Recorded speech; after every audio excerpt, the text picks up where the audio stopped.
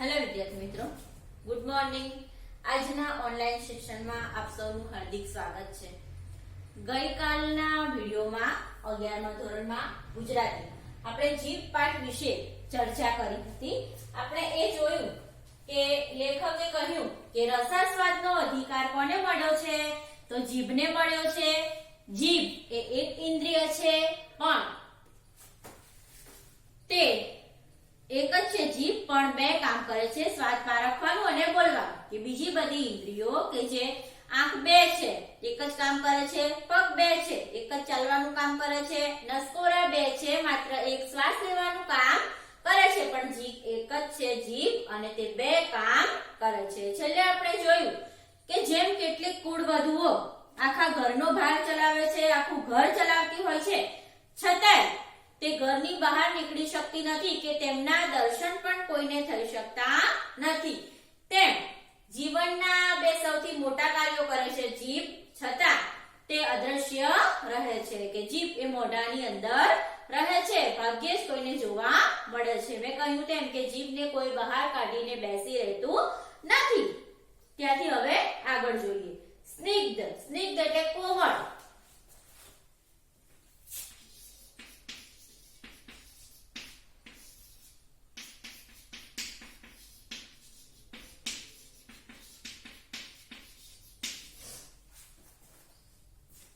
સ્નિગ્ધ, સુકોમળ, નાની, નાજુક ને નમણી એવી જીભ અનેક રીતે સ્ત્રીના સરખી છે. લેખકે જીભની સરખામણી કોની સાથે કરી છે? તો સ્ત્રીની સાથે કરી છે.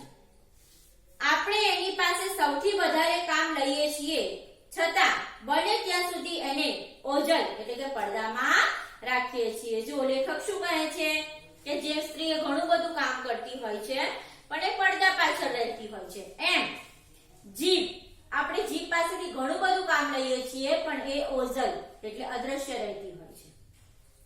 રસોઈ બનાવવાની સ્ત્રી આપણી સ્વાદ વૃત્તિને પોષે છે ને સુંદર ઘરેણા લુગડા પહેરી આપણી અભિમાન વૃત્તિને પોષે છે. તેવી જ રીતે જીભ આપણી સ્વાદ વૃત્તિને સંતોષે છે ને સરસ શબ્દો વડે આપણા વખાણ કરી અભિમાન વૃત્તિને ઉત્તેજે છે. જો સ્ત્રીની અને જીભની સરખામણી કરી અને વાત કરી છે કે સ્ત્રી સરસ મજાનું જમવાનું બનાવે છે અને આપણે એ જમવાનો સ્વાદ લઈએ છીએ, અને જ્યારે ક્યાંક પ્રસંગ હોય ત્યારે સરસ મજાના કપડા અને ઘરેણા પહેરી અને તે તૈયાર થતી હોય છે. સ્ત્રીની પેઠે જીભ પણ ઘાયલ કરે છે ને ઘા રૂઝાવે પણ છે. જેમ સ્ત્રી ઘાયલ કરે તેમ જીભનું કામ પણ મનુષ્યને ઘાયલ કરવાનું છે. આપણા વડે બોલાયેલા ગમે તેવા શબ્દોથી સામેવાળો માણસ ઘાયલ થાય છે. એવું કહેવાય છે કે જો શારીરિક પીડા હોય, શરીરે કોઈ જગ્યાએ વાગ્યું હોય તો તે દવાથી રૂઝાઈ જાય, તે ઘા દવાથી રૂઝાઈ જાય છે, મટી જાય છે, પરંતુ શબ્દોના ઘા ક્યારેય રૂઝાતા નથી. કે કોઈ આપણને ગમે તેવું બોલી ગયું હોય, ગમે તેવા શબ્દો બોલી ગયું હોય, અપશબ્દો બોલી ગયું હોય, તો આપણે તેને ભૂલી શકતા નથી. લેખક એવું કહે છે, તુજીને દર્દ દિયા હે તુજી દવાઈ દેના. એમ માશુક કહે છે, તે જ રીતે જીભને પણ કહી શકાય. માશુક એટલે પ્રિયતમ. લેખક કહે છે કે તે જ દર્દ આપ્યું છે ને હવે તું જ એની દવા આપીશ. કે દુઃખ પણ તે આપ્યું છે ને દવા પણ તું આપીશ. એવું જીભ માટે પણ કહી શકાય. કોઈનું અપમાન કરી તેને ઘાયલ કરનારી જીભ પાછળથી જરૂર પડે તેના વખાણ કરી પોતે પાડેલા ઘાને રૂઝાવી શકે છે. જો મનુષ્યમાં આ વૃત્તિ ખાસ જોવા મળે છે કે મનુષ્ય શું કરે, કોઈ વ્યક્તિને ગમે તેમ બોલી જાય, પછી એને જ્યારે એ વ્યક્તિની જરૂર પડે ત્યારે શું કરે છે, તેના વખાણ કરે, એ જ વ્યક્તિના વખાણ કરે અને તેને મનાવી લેવાના પ્રયત્નો પણ કરે છે. પુરુષના પાપોનું પ્રાયશ્ચિત કેટલીકવાર સ્ત્રીને કરવું પડે છે, તેમ પેટ આદિના રોગના ભોગ જીભને બનવું પડે છે. જો કે પુરુષ પાપ કરે અને એનું પ્રાયશ્ચિત કોને કરવું પડે? તો સ્ત્રીને કરવું પડે છે. તેમ પેટના જે રોગો થયા હોય શેના દ્વારા થાય છે? જીભના દ્વારા. કારણ કે મનુષ્ય પોતાની સ્વાદ વૃત્તિને સંતોષવા, નવા નવા ટેસ્ટ લેવા માટે જેને તે વસ્તુ ખાધા કરે છે અને પછી શું થાય છે? પેટની બીમારીઓ થતી હોય છે, પેટને લગતા રોગો થતા હોય. પેટમાં અપચો થતા જીભ ઉપર ચાંદી પડે છે. અપચો થાય, ગેસ થાય કે વધારે પડતું જમી લીધું હોય ત્યારે જીભ ઉપર ચાંદા પડે છે. પેટની વાત જીભ તરત જ કહી દે છે. મેં કહ્યું તેમ કે ડોક્ટર પહેલા જીભ જોવે છે અને પછી તમને કઈ બીમારી છે તે કહી દે છે. અબળા વર્ગ તરફથી ઘણીવાર ગૃહના છિદ્ર બહારનાને જાણવાના મળે છે. જો ગૃહના છિદ્ર એટલે ઘરની વાત બહાર કરવી તે.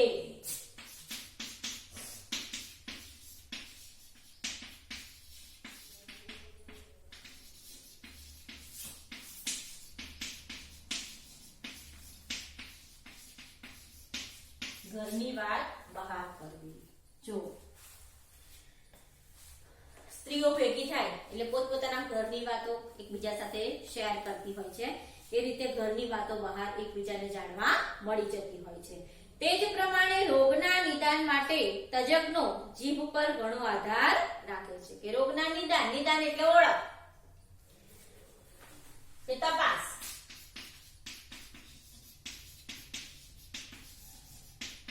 ઓળખ અથવા તો તપાસ. બરાબર.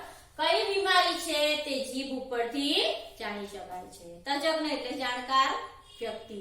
એ જીભ જોઈને કહી શકે છે કે તમને કઈ બીમારી છે. ફીકી, સફેદ, નરમ, પહોળી અને અસ્થિર જીભ પાંડુ રોગની સૂચક છે. જો ટૂંકા પ્રશ્નમાં પૂછાય કે કેવી જીભ પાંડુ રોગની સૂચક છે, તો ફીકી, સફેદ, નરમ અને પહોળી અને અસ્થિર જીભ એ પાંડુ રોગ થયો હોય એની જાણકારી આપે છે. ભૂરાશ પડતી જીભ છાતીના દર્દોનો સંભવ દર્શાવે છે. વચ્ચે છારીવાળી, સૂને છેડે રતાશવાળી જીભ અપચો અને અન્ય ઉદર રોગનું સૂચન કરે છે. આ બધા પ્રશ્નો ટૂંકા પ્રશ્નોમાં પૂછાય તો તેને યાદ રાખવાના. મુખ બહાર કાઢતા જેની જીભ સ્થિર રહી ન શકે તે મનુષ્ય નશો કરતો હશે એમ કહી શકાય. કે મોઢાની બહાર જીભ કાઢે અને જેની જીભ સ્થિર ન રહે તો એ વ્યક્તિ નશો કરતી હશે તેવું કહી શકાય. મુખ બહાર કાઢતા એક બાજુથી બીજી બાજુએ જીભને હલાવી ન શકાય તો એ પક્ષાઘાતનું ચિહ્ન ગણાય છે. પક્ષાઘાત એટલે લકવો, પેરાલિસિસ.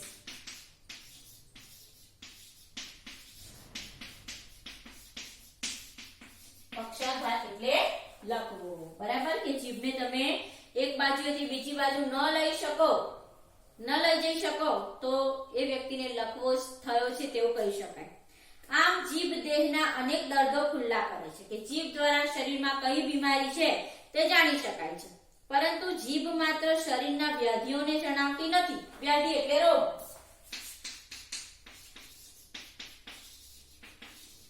વ્યાધિ એટલે રોગ. એ જીભ માત્ર શરીરના રોગને જ નથી જણાવતી, એ મનુષ્યના ગામ, જાતિ આદિની પણ માહિતી વગર પૂછે આપી દે છે. જો આપણી બોલી પરથી, આપણી વાણી પરથી, ભાષા પરથી વ્યક્તિ કયા પ્રદેશનો છે, કયા વિસ્તારનો છે તે પણ જાણી શકાય છે. બ્રાહ્મણ, ક્ષત્રિય, વૈશ્ય અને શૂદ્ર એ ભેદો પણ કદાચ જીભને આધારે કરવામાં આવ્યા હશે. બરાબર. 4 વર્ણની વાત કરવામાં આવી છે. બ્રાહ્મણ, ક્ષત્રિય, વૈશ્ય અને શૂદ્ર. જેની જીભ સહેલાઈથી નહીં જેવા કારણે ભયંકર શાપ આપી શકે તે બ્રહ્મર્ષિ, ઋષિ, બ્રાહ્મણ એમ. જેની જીભ વેદ મંત્રોના ઘન, જટા, ક્રમ ઇત્યાદિ પ્રકારે પાઠો કરી કસરત કરે, સોમરસનું આસ્વાદન કરે તે બ્રાહ્મણ. સોમરસ એટલે મદિરા, દારૂ.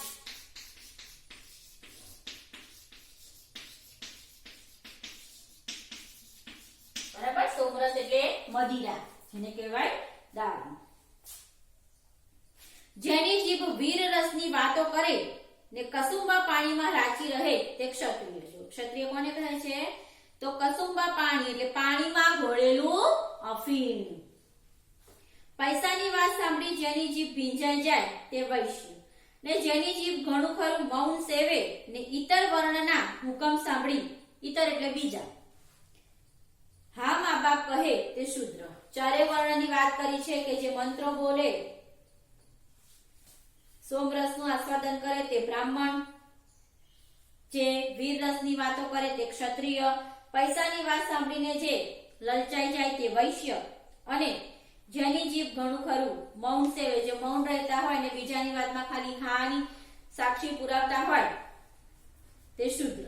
અત્યારે આ વર્ગ ભેદ લોપાતા જાય છે, એટલે ભૂસાતા જાય છે, અદ્રશ્ય થતા જાય છે અને તેને બદલે નવીન ભેદો રચાતા જાય છે. જેની જીભ યુ ગધા, બેવકૂફ, સુવર એમ ઉચ્ચારતી હોય ને દિવસમાં 4-5 વાર વિવિધ ઉત્તમ વાણીઓનો રસાસ્વાદ માણતી હોય તે ઉત્તમ વર્ગના મનુષ્યો. લેખકે અહીં કટાક્ષ કર્યો છે કે ઉત્તમ વર્ગના મનુષ્યો કેવા હોય તો દિવસમાં 2-4 વાર ગાળો બોલતા હોય અને દિવસમાં 4-5 વાર સરસ મજાની મીઠી વાનગીઓ આરોગતા હોય, જેનો સ્વાદ લેતા હોય તેને ઉત્તમ પ્રકારના મનુષ્યો લેખકે કીધા છે.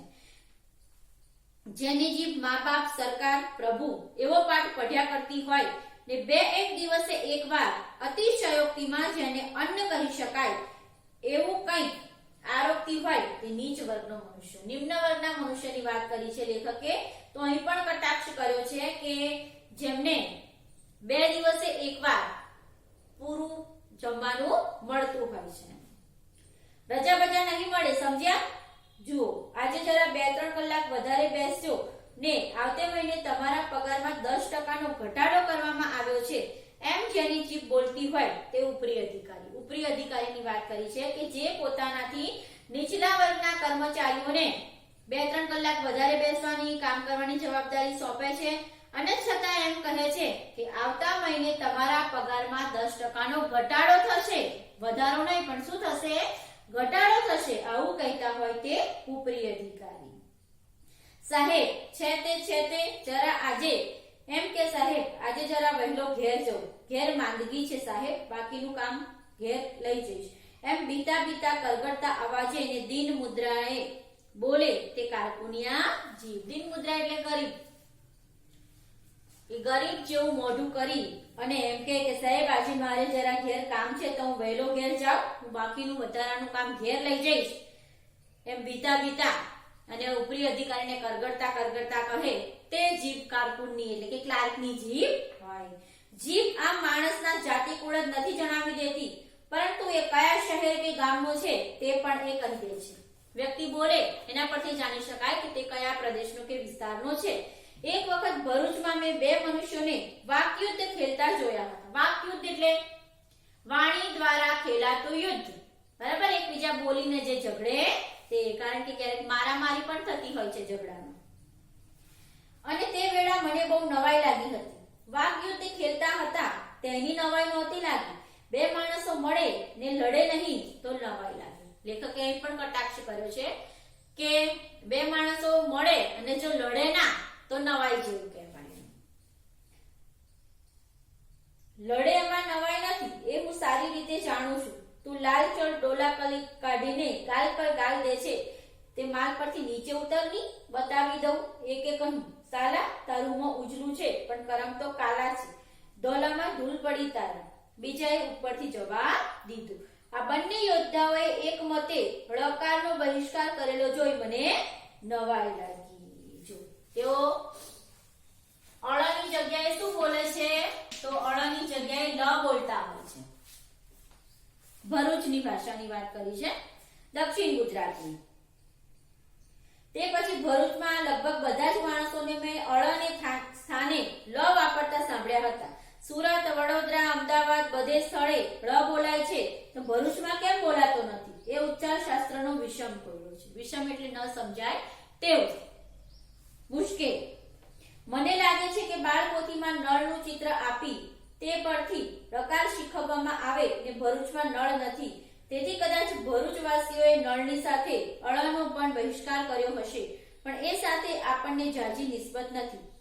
પ્રકારનો બહિષ્કાર કરનારની જીભ ભરૂચવાસીની છે એમ તરત જણાઈ આવે છે. તે જ રીતે હવાકાનું હેરહા. મેં કીધું તું તમને કે આપણે અહીંયા પૈસા બોલીએ છીએ, ત્યાં સુરતના લોકો પૈહા, સની જગ્યાએ શું બોલે છે તો હ બોલે છે. હવાકાનું હેરહા. સવાકા એટલે જૂના જમાનાના,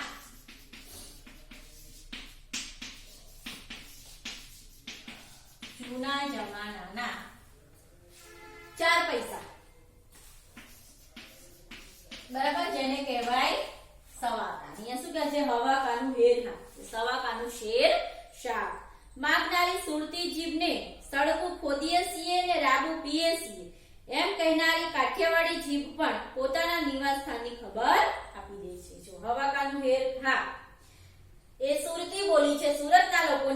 કાઠિયાવાડની વાત કરી છે કે કાઠિયાવાડના લોકો કેવું બોલે છે કે સળગું ખોદીએ છીએ ને રાબુ પીએ છીએ.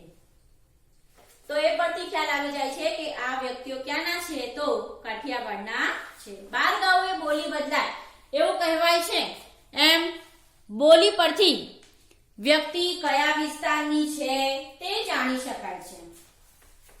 જીભની કુતૂહલ પ્રિયતા ને છિદ્રાન્વેષીપણું અદ્ભુત છે. જો છિદ્રાન્વેષીપણું કોને કહેવાય? આ વારંવાર પરીક્ષામાં પૂછાતું હોય છે આ શબ્દ છિદ્રાન્વેષીપણું. બીજાના દોષ શોધનારું.